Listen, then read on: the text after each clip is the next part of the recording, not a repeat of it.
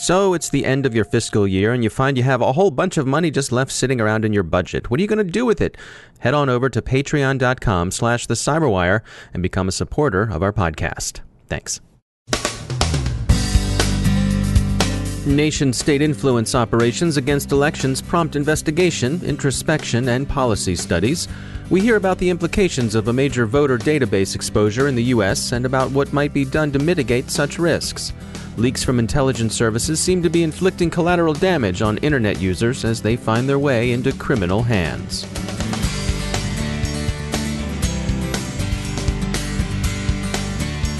As research from our sponsor Cylance will tell you, DLL hacking isn't a new threat, but that doesn't mean it's no longer dangerous. Cylance has found a GraphTor variant that's up to no good, and that shows the ability to hide quietly in plain sight. Whatever the malware controllers are up to, you can learn something about their malicious code, how to recognize it, and what you can do to protect yourself by visiting the Threat Spotlight piece on GraphTor at cylance.com/blog. Understand the threat. If you want to feel truly lucky, go beyond relying on lady luck, or at least realize that fortune is infatuated with the efficient and the prepared.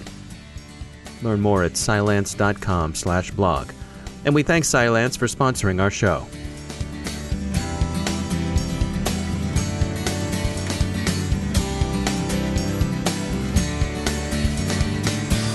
Major funding for the CyberWire podcast is provided by Cylance. I'm Dave Bittner in Baltimore with your CyberWire summary for Wednesday, June 21st, 2017. Today's news involves consideration of nation-state cyber conflict.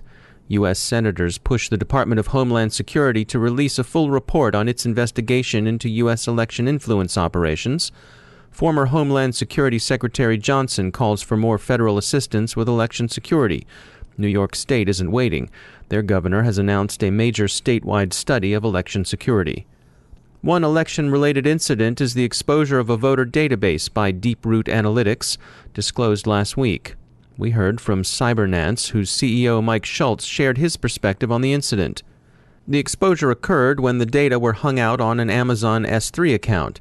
This reminded us of another recent exposure, that of National Geospatial Agency sensitive but unclassified information similarly left out for inspection in S3 by an NGA contractor.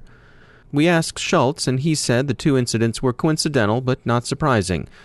Quote, more than 80% of data breaches are a result of the breakdown of internal practices, policies, process, and people, end quote. He thinks this most recent case probably shows a lack of executive commitment to proper cybersecurity protocols.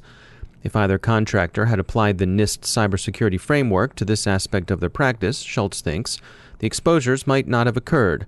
He said, quote, the federal government is finally beginning to lead the way through the latest cybersecurity executive order, requiring all federal agencies to assess cyber maturity and report the gaps and remediation plans to ONB, alongside a new statement confirming agency heads will now be held accountable in the case of a breach or attack, end quote.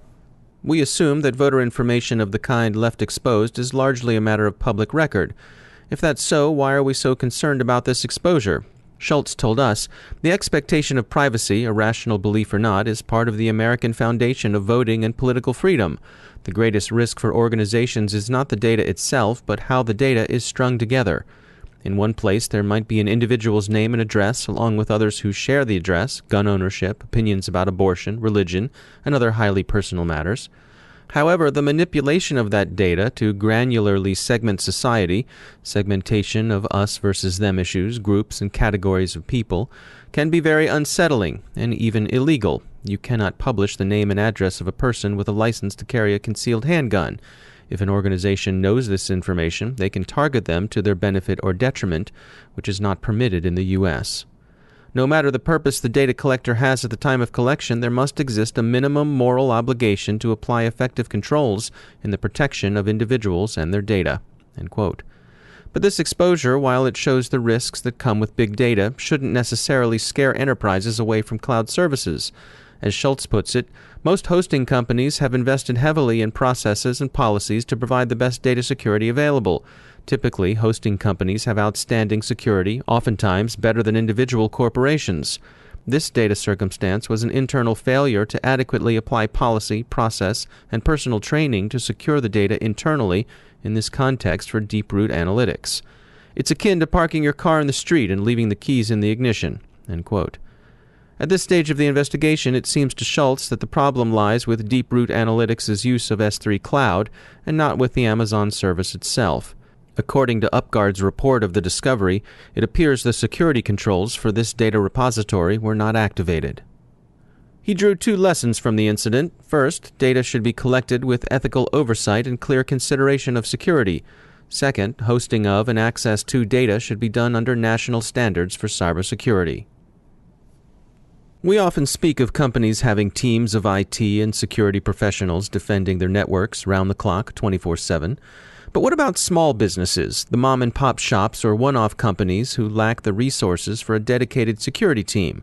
Arlen Frew is General Manager of Security Solutions and Applications at Nominum, a core DNS services company, and he gave us an overview of the cybersecurity challenges small businesses can face. The first and foremost is that they generally, by definition and their small size, lack dedicated IT resources. So as more and more of the world is technically based and our communication and business is more done on the internet these days, it's really just tough for a small business owner to keep up on literally what the latest exploits and trends for the various bad actors on the internet are. And when they do get hit, do they get particularly hard relative to their size? It can be. It can be devastating for a small business. One of the biggest threats to small business these days is ransomware.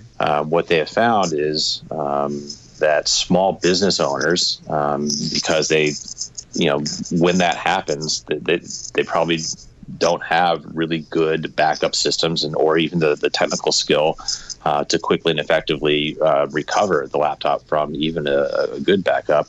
And so it's often more cost effective to simply pay the ransom. And some of the biggest security consultants in the world simply recommend, even from the FBI and NSA, is like, look, you should just pay the ransom. If it's $300-400, you really need to value what your time is and the impact to your business of just having that machine out of rotation. And it can affect more than just the person who downloaded the ransomware, because it can spread. It can spread to networked devices and network drives, where I know of small law firms, for instance, where you have 3 or 4 attorneys that are all their machines are locked out for a period of time, where it can be half a day, a full day.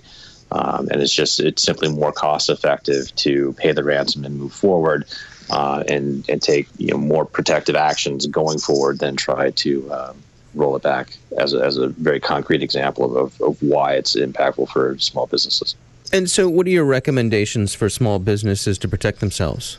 Multiple. I think that first and foremost is get some visibility. And by that, I mean some kind of capability of generating a report of what is happening on your network, what devices are connected, what they're connecting to. And that's especially true of, as more and more of our business is done on the internet, what applications is your phone pinging out to, and your laptop and all the other various devices that are on our networks today. One, where are they going? Just that pure visibility of understanding the traffic goes a long way towards helping people build very simple but very effective control mechanisms on where traffic should or should not be going. So, they say sunlight is often the best disinfectant, and that's, I think, a good place to start is get some good reporting. 2 is kind of up-level your game in terms of just understanding that a lot of links are bad. The statistics I've seen lately that upwards of 30% of links in emails are somehow related to malware. Be aware that if you don't know the source of that email sender, explicitly, not clicking on something would probably be the best course of action just in general. So, and then third, I think you really try to get an understanding of what's available in terms of security products and software that can protect your endpoints and everything that's connected to your network. So there are tools and products that are available today that can work at a level that's very easy to maintain, very easy to deploy, and it really doesn't take a lot of technical knowledge or technical skill to run them pretty effectively. The internet is more and more a part of our lives. right? We do a majority of our communication via the internet.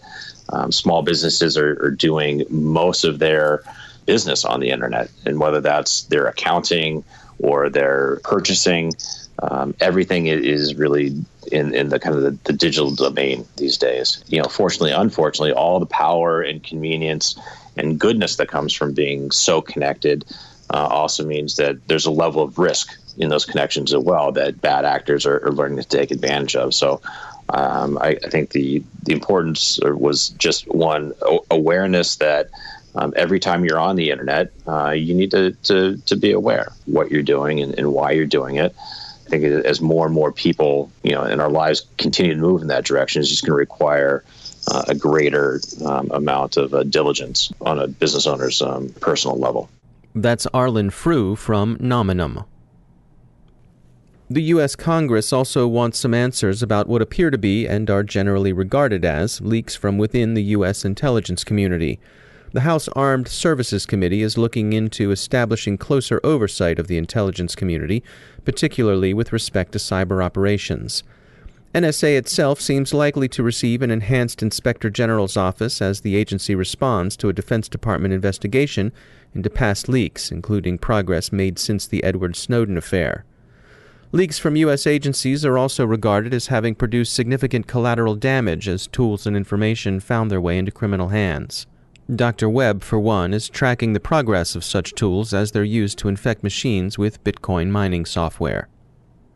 TrustWave has received its 2017 Global Security Report, which looks back at the past year's security trends. There's some good news. Enterprises are detecting intrusions faster, for example, but more trends are negative than positive.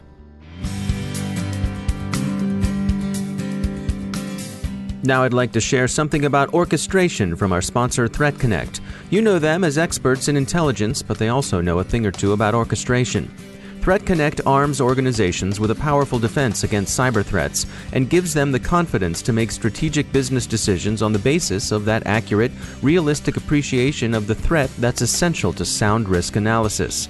Built on the industry's only intelligence-driven, extensible security platform, Threat Connect provides a suite of products designed to meet the threat intelligence aggregation, analysis, and automation needs of security teams at any maturity level. So learn how to get started orchestrating your defenses. Go to threatconnect.com/webinar and sign up for their June 22nd online session. It's free and there's no obligation. The webinar begins at 1 p.m. Eastern Time, 11 a.m. Pacific. That's threatconnect.com/webinar. And we thank Threat Connect for sponsoring our show.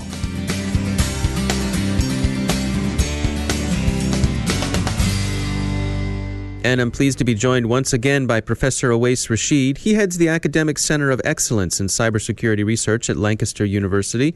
Professor, welcome back. I think when a security expert comes to a board of directors with advice, generally that board is going to take that advice. That, after all, is what the security person was hired for. But you all have been doing some research that shows that perhaps maybe they shouldn't think so fast. Yes, I'm not suggesting, of course, that boards of directors should not listen to security experts, but the research that we have been doing looks at how different stakeholder groups within an organization approach security decisions and what are the perhaps tacit biases that underpin those decisions, because that helps us understand the how and the why behind security decision processes. So what we actually did was we designed a tabletop game. It's effectively a Lego board where people are charged with protecting a cyber physical environment, basically a small utility company. And we've been playing this game with homogeneous groups of players. So some are groups of security experts, some are managers, and some are regular IT people, and studying their decision processes and how they come up with the various decisions and do they always make good decisions. What we've found very interestingly is that the security experts are not ipso facto better at making security decisions. In some cases, they make very questionable decisions because they are often attracted by the big shiny box, the best technology, when sometimes simpler approaches such as providing appropriate security training and awareness to your staff can be a much better alternative. what we learn from this is that different stakeholders within an organization tend to have their own biases, and sometimes listening to others in an organization can actually tell you more about the security problems or potential vulnerabilities that you may have to tackle as a security expert than just simply relying on your own judgment and background experience. Professor Awais Rashid, thanks again for joining us. And that's the Cyberwire. For links to all of our stories, along with interviews, our glossary, and more, visit thecyberwire.com.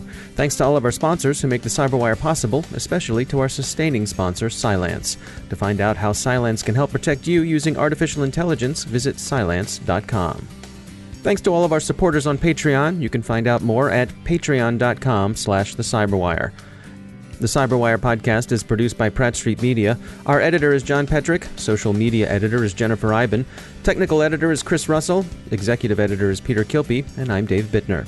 Thanks for listening.